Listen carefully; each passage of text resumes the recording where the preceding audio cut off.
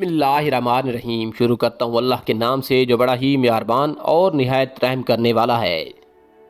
مولا علیہ السلام نے فرمایا، اگر انسان کو تکبر کے بارے میں اللہ کی ناراضگی اور سزا کا علم ہو جائے تو بندہ صرف فقیروں اور غریبوں سے ملے اور مٹی پر بیٹھا کرے۔ مولا علیہ السلام نے فرمایا، ہر اس دوست پر بھروسہ کرو جو مشکل میں تمہارے کام آیا ہو۔ مولا علیہ السلام نے فرمایا، کسی کی مدد کرتے وقت اس کے چہرے کی جانب مت دیکھو، ہو سکتا ہے اس کی شرمندہ آنکھیں تمہارے دل میں غرور کا بیج بو دیں۔ حضرت علیہ السلام کا قول ہے کہ ہمیشہ اس انسان کی بہت عزت کرو جو آپ کو ناپسند ہو، کیونکہ ہو سکتا ہے آپ کی عزت کرنے سے اس کا کردار بدل جائے۔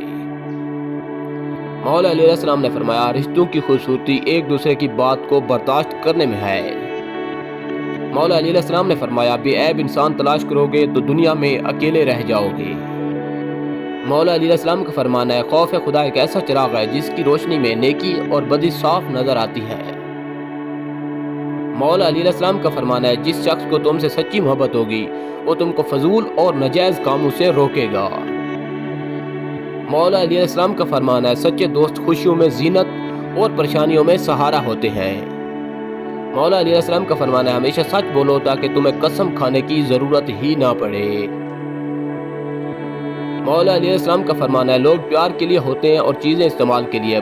بات تب بگڑتی ہے جب چیزوں سے پیار کیا جائے اور لوگوں کو استعمال کیا جائے۔